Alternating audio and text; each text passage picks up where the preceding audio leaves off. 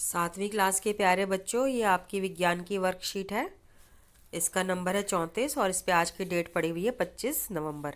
ठीक है बेटा, तो प्रकाश के बारे में हम पढ़ते आ रहे थे कि प्रकाश जो होता है सीधी रेखा में चलता है। इसके लिए हमने एक प्रयोग किया था कि अगर हम एक पाइप से जलती हुई मोमबत्ती देखें तो दिखेगी, बल्कि आप किसी को भी देखोगे तो दिखेगा, लेकिन यदि हम पाइप मोड़ दें तो वो जो भी चीज़ हम देख रहे हैं पाइप में से दिखनी बंद हो जाएगी। इससे हमने सिद्ध किया था कि प्रकाश सीधी रेखा में गमन करता है, मतलब चलता है। दूसरा हमने पढ़ा था कोई भी पॉलिश किया हुआ चमकदार सतह दर्पण की भांति काम करती है। दर्पण को हम आम भाषा में शीशा कहते हैं, जिसमें आप शक्ल देखते हो।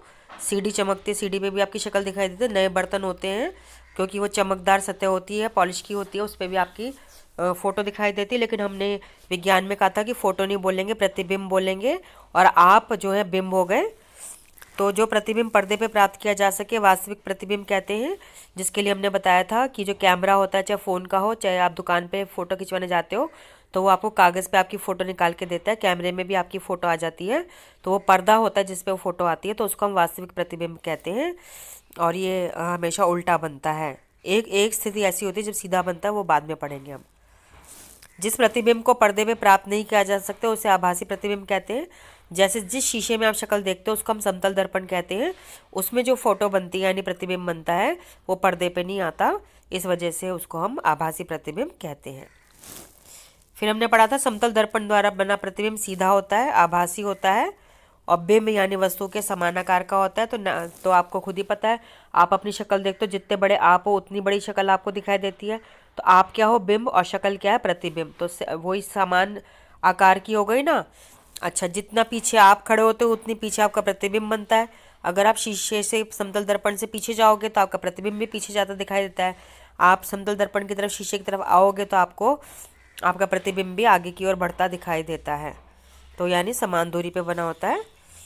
फिर छठा पॉइंट हमने पढ़ा था कि दर्पण द्वारा बने प्रतिबिंब में वस्तु का बायां भाग प्रतिबिंब में दायां दिखाई देता है। ये प्रयोग मैंने करके भी दिखाया था और आपने खुद भी करके देखा होगा। मैंने आपको एक एक्टिविटी शेयर करी थी, उसमें भी ये था कि दायां बायां दिखाई देता है, बायां दायां दिखाई देता है। ठीक है। फिर हमने पढ़ा था कि अवतल दर्पण वास्तविक और उल्टा प्रतिबिंब बना सकता है। तो अवतल दर्पण कौन सा होता है, गड्ढे वाला, क्योंकि हमने गड्ढे का नाम अवतल दिया था। तो जो चम्मच का गड्ढे वाला हिस्सा होता है जहाँ पे हम सब्जी भरते हैं, वहाँ पे जब आप अपनी शक्ल देखते हैं, अपना प्रतिबिंब देखते हैं, तो वो उल्टा दिखाई देता है और थोड़ा सा बड़ा भी होता है। तो वो वास्तविक प्रतिबिंब होता है, उसको हम पर्दे पे उतार सकते हैं। ठीक है, जब आप स्कूल आएंगे मैं आपको प्रयोग करके दिखाऊंगी। यदि बिंब को दर्पण के बहुत पास रख दें तो प्रतिबिंब आभासी सीधा आवर्धित होता है, जो कि हमको नजर नहीं आता। तो ये प्रयोगशाला में प्रयोग करते तब होता है। अवतल दर्पण में बिल्कुल जब भी आप देखेंगे तो आपको उल्टा ही दिखाई देगा, बड़ा भी दिखाई देगा। लेकिन एक पॉइंट ऐसा होता है अवतल दर्पण में, बिल्कुल दर्पण के पास रख दें, शीशे के पास रख दें, तो वो इस प्रकार का आभासी सीधा आवर्धित, आवर्धित माने बड़ा दिखाई देता है, लेकिन हमको दिखता नहीं है। वो आभासी होता है ना, वो पर्दे पे नहीं बनता ना।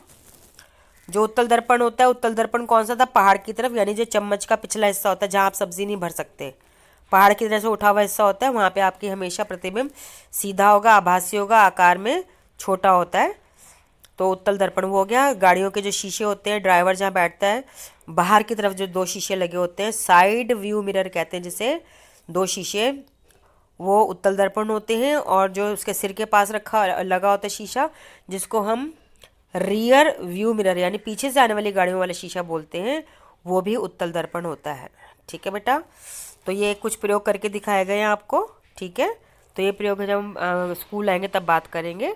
चलिए अब हम प्रश्न उत्तर करते हैं। एक नया स्टील का चम्मच लें, अपने प्रतिबिंब को आंतरिक सतह मतलब गड्ढे वाली सतह पर रख के देखें, अपनी फोटो देखें, अपना प्रतिबिंब देखें, बाहरी सतह पर देखने का प्रयास करें तो और तालिका को भरें।